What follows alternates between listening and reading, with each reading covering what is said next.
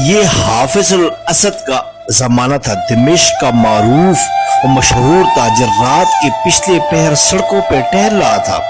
موسم خوشگوار ہونے کے باوجود اس کا دم گھٹا جا رہا تھا۔ ڈاکٹروں کے مطابق اس کے پاس ہفتہ یا 10 دن سے زیادہ ٹائم نہیں تھا۔ دنیا کی ہر آسائش کے ہوتے ہوئے بے بسی کا یہ عالم تھا کہ ٹائم سے پہلے ہی سب کچھ ختم ہوتا محسوس ہو رہا تھا۔ ملک کے ڈاکٹروں نے جواب دے دیا تھا کہ ایک ننھی سی امید تھی کہ امریکہ میں علاج ہو سکتا ہے، وہ بھی دم توڑ گئی جب وہاں کئی مہینے ٹیسٹ وغیرہ کروانے کے بعد سینئر ترین ڈاکٹر نے آخرکار ایک دن آ کر نرمی سے سمجھایا، آپ کے پاس زیادہ ٹائم نہیں ہے، لہذا میرا مشورہ ہے کہ اور عقل مندی یہی ہوگی کہ باقی کا ٹائم آپ اپنے بیوی بچوں کے ساتھ گزاریں۔ رات کے اس پہر بے خبری کے عالم میں نہ جانے کتنی دیر ٹہلتا رہا اور اس کی سوچوں کا تسلسل تب ٹوٹا جب ٹہلتے ٹہلتے وہ ایک تنگ سی بے رونق پل پر پہنچ گیا۔ سڑک پار دوسری طرف سٹریٹ لائٹ کے نیچے ایک خاتون کھڑی کسی آدمی سے گفتگو کر رہی تھی۔ 30 سال کے لگ بھگ خاتون کا انداز منت سماجت والا تھا، جبکہ بندہ کوئی اور اوباش قسم کا تھا جو کہ اس کی بات نہیں مان رہا تھا۔ اس کے چلنے کی رفتار خود بخود آہستہ ہو گئی۔ کانوں میں جب آواز پہنچی شروع ہوئی تو خاتون کہہ رہی تھی، خدا کے لیے مجھے اتنے پیسوں کی ضرورت ہے کہ بچے بھوکے ہیں، میں تمہارے ساتھ چلنے کے لیے تیار ہوں۔ جبکہ وہ اوباش قسم کا بندہ اس خاتون کی قیمت آدھی سے بھی کم دینا چاہ رہا تھا اور یہ کہ تمہاری اس سے بھی کم قیمت بنتی ہے بول رہا تھا۔ پھر وہ کندھے اچکاتا ہوا چل پڑا۔ خاتون حسرہ کی تصویر بنی کھڑی رہ گئی۔ وہ تھوڑا آگے جا کر مڑا اور خاتون کی طرف چل دیا۔ اسے نزدیک آتا دیکھ کر خاتون چگنی ہو گئی، امید بڑی نظروں سے قریب آتے کو دیکھنے لگی۔ نزدیک پہنچنے سے پہلے خاتون آگے بڑھی۔ اس کا انداز ایسا تھا جیسے اپنے آپ سے زبردستی کر رہی ہو۔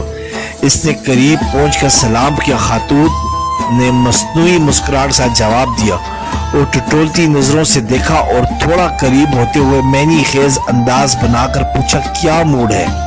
وہ پیچھے ہٹا اور نرمی سے کہا، نہیں ایسی کوئی بات نہیں ہے، دراصل میں نے ابھی گزرتے ہوئے تمہاری اس آدمی کے ساتھ تھوڑی سی گفتگو سنی ہے، مجھے بتاؤ میری بہن تمہارا مسئلہ کیا ہے؟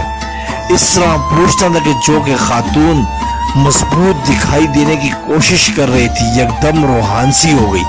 بولی، بھائی قسم سے اس ذات کی جو ہماری گفتگو سن رہا ہے، میں اس ٹائپ کی عورت نہیں ہوں جو اس وقت گھر سے نکل کر سڑک پہ کسی کا انتظار کرے، مگر میں بہت مجبوری کے عالم میں اس وقت اس جگہ پہ ہوں۔ اسے لگا کسی نے اس کا دل مٹھی میں لے لیا ہو۔ اس نے مزید نرمی سے کہا، دلوں کا حال تو اللہ جانتا ہی ہے، بہن مجھے بتاؤ کیا بات ہے؟ بولی، میں ایک بیوہ عورت ہوں، میرے چھوٹے چھوٹے بچے ہیں، شوہر کو فوت ہوئے سال ہونے کو ہے۔ شروع میں تو پڑوسی رشتہ دار کچھ مدد وغیرہ کر دیتے تھے، پھر آہستہ آہستہ سب نے ہاتھ کھینچ لیا۔ گھر میں راشن نام کی کوئی چیز نہیں ہے، مالک مکان کا صبر بھی ختم ہو گیا ہے، اس نے کل شام تک کی آخری مہلت دی ہے، اگر کرایہ نہ دیا تو سامان سمیت گھر سے نکال دے گا۔ میرے پاس اب اور کوئی چارہ نہیں رہا سوائے کہ میں اپنے آپ کو، یہ کہتے ہوئے اس کی آواز بیٹھ گئی۔ آدمی نے بھی جلدی سے دوسری طرف موڑ کر بہانے سے اپنے آنسو صاف کیے، پھر مڑ کر جلدی سے بولا، بس ٹھیک ہے بہن، کوئی بات نہیں۔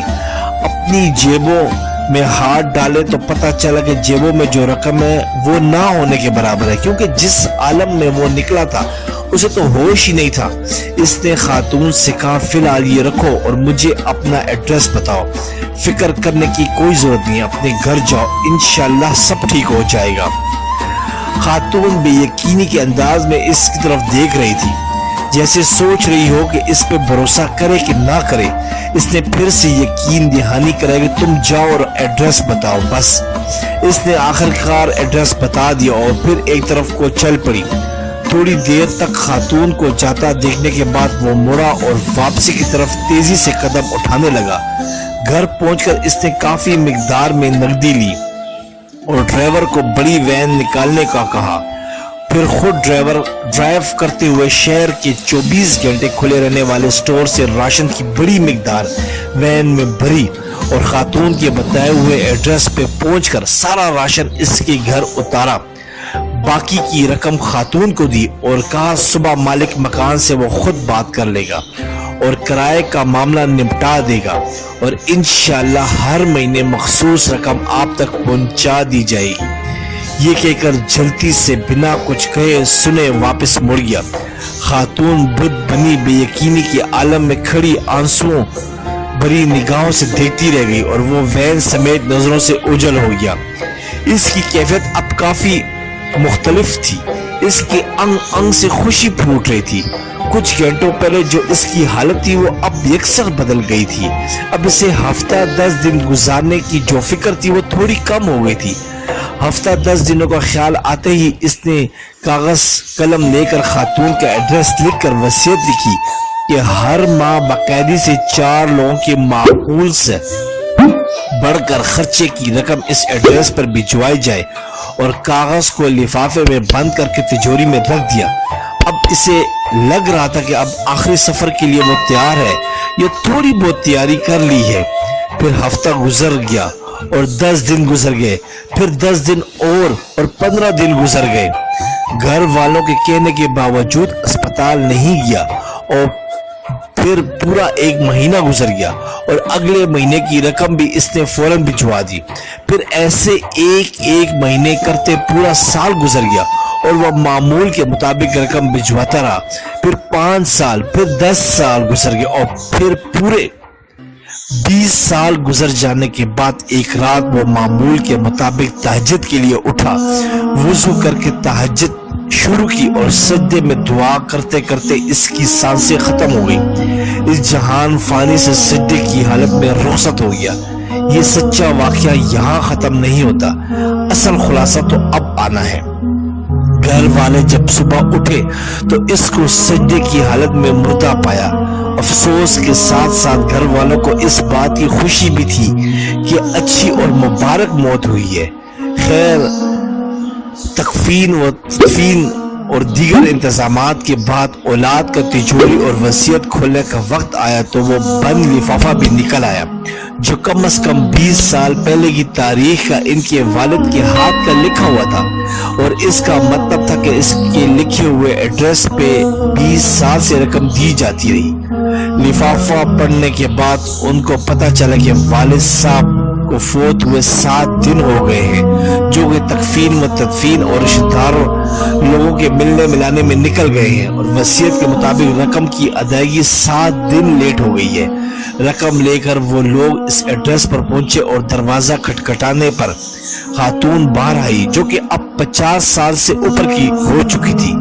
سلام دعا کے بعد تاجر کے بڑے بیٹے نے خاتون سے مؤدب انداز میں کہا، ہم آپ کو والد صاحب کی طرف سے جو ماہانہ مخصوص رقم ہے وہ دینے آئے ہیں اور معذرت چاہتے ہیں کہ رقم کی ادائیگی 7 دن لیٹ ہو گئی ہے. وہ اصل میں خاتون جلدی سے بولی، ارے نہیں کوئی بات نہیں، آپ کے والد صاحب کے ہم پر بہت احسانات ہیں. آپ لوگ میری طرف سے والد صاحب کو بہت شکریہ بولیے گا اور انہیں بتائیے گا کہ ہم ہمیشہ انہیں دعاؤں میں یاد رکھتے ہیں اور رکھیں گے، اور میری طرف سے آداب کے ساتھ انہیں بتائیے گا کہ اب انہیں رقم بھیجنے کی ضرورت نہیں ہے. بیٹا حیرانگی سے بولا، کیوں؟ اب کیوں نہیں ضرورت رقم کی؟ خاتون نے خوشی کے آنسوں میں ملی آواز میں جواب دیا، اللہ کے فضل سے مہینے پہلے میرے بڑے بیٹے کی ملازمت لگی تھی اور 7 دن پہلے ہی بیٹے کو اس کی پہلی تنخواہ ملی ہے. خاتون روانوی میں پتہ نہیں کیا بولے جا رہی تھی جبکہ لڑکوں کے کانوں میں خاتون کا یہی جملہ اٹک کر رہ گیا تھا، 7 دن پہلے ہی میرے بیٹے کو اس کی پہلی تنخواہ ملی ہے. 7 دن پہلے ہی میرے بیٹے کو اس کی پہلی تنخواہ ملی ہے. عربی سے منقول آپ صلی اللہ علیہ وسلم کا فرمان ہے، رازداری میں کیا گیا صدقہ اللہ پاک کے غصے کو بچاتا ہے. اور اللہ نے جب ایک در اس وقت بند کیا جبکہ دوسرا در اس کے لیے کھول دیا تھا. اللہ اکبر. सब्सक्राइब करें, लाइक करें और बेल आइकन पे क्लिक करें ताकि आपको इस तरह की प्यारी अच्छी अच्छी इस्लामी वीडियो मिलती रहे।